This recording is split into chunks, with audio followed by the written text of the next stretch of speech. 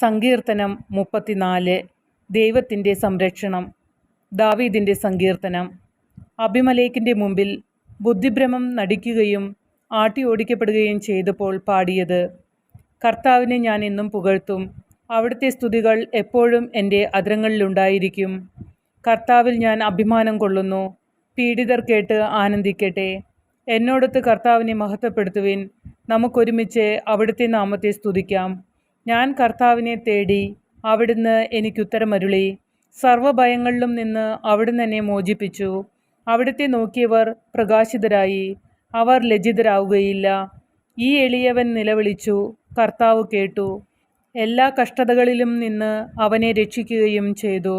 കർത്താവിൻ്റെ ദൂതൻ ദൈവഭക്തരുടെ ചുറ്റും പാളയമടിച്ച് അവരെ രക്ഷിക്കുന്നു. കർത്താവ് എത്ര നല്ലവനെന്ന് രുചിച്ചറിയുവിൻ. അവിടുത്തെ ആശ്രയിക്കുന്നവൻ ഭാഗ്യവാൻ. കർത്താവിൻ്റെ വിശുദ്ധരെ അവിടുത്തെ ഭയപ്പെടുവിൻ. അവിടുത്തെ ഭയപ്പെടുന്നവർക്ക് ഒന്നിനും കുറവുണ്ടാവുകയില്ല. സിംഹക്കുട്ടികൾ ഇരകിട്ടാതെ വിശന്നു വലഞ്ഞേക്കാം. കർത്താവിനെ അന്വേഷിക്കുന്നവർക്ക് ഒന്നിനും കുറവുണ്ടാവുകയില്ല. മക്കളെ, ഞാൻ പറയുന്നത് കേൾക്കുവിൻ. ദൈവഭക്തി ഞാൻ നിങ്ങളെ പരിശീലിപ്പിക്കാം. ജീവിതം ആഗ്രഹിക്കുകയും സന്തുഷ്ടമായ ദീർഘായുസ്സ് അഭിലഷിക്കുകയും ചെയ്യുന്നുവോ? തിന്മയിൽ നിന്ന് നാവിനെയും വ്യാജഭാഷണത്തിൽ നിന്ന് അധരങ്ങളെയും സൂക്ഷിച്ചുകൊള്ളുവിൻ. തിന്മയിൽ നിന്നകന്ന് നന്മ ചെയ്യുവിൻ. സമാധാനം അന്വേഷിച്ച് അതിനെ പിന്തുടരുവിൻ. കർത്താവ് നീതിമാന്മാരെ കടാക്ഷിക്കുന്നു. അവിടുന്ന് അവരുടെ വിലാപം ശ്രവിക്കുന്നു. ദുഷ്കർമ്മികളുടെ ഓർമ്മ ഭൂമിയിൽ നിന്ന് വിച്ഛേദിക്കാൻ കർത്താവ് അവർക്കെതിരെ മുഖം തിരിക്കുന്നു. നീതിമാന്മാർ സഹായത്തിന് നിലവിളിക്കുമ്പോൾ കർത്താവ് കേൾക്കുന്നു. അവരെ സകലവിധ കഷ്ടതകളിലും നിന്ന് രക്ഷിക്കുന്നു.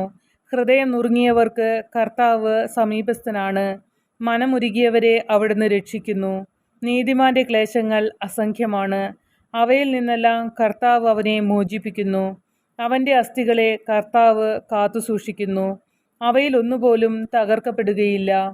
തിന്മ ദുഷ്ടരെ സംഹരിക്കും. നീതിമാന്മാരെ ദേഷിക്കുന്നവർക്ക് ശിക്ഷാവിധിയുണ്ടാകും. കർത്താവ് തൻ്റെ ദാസരുടെ ജീവനെ രക്ഷിക്കുന്നു. അവിടുത്തെ ശരണം പ്രാപിക്കുന്നവർ ശിക്ഷയ്ക്ക് വിധിക്കപ്പെടുകയില്ല.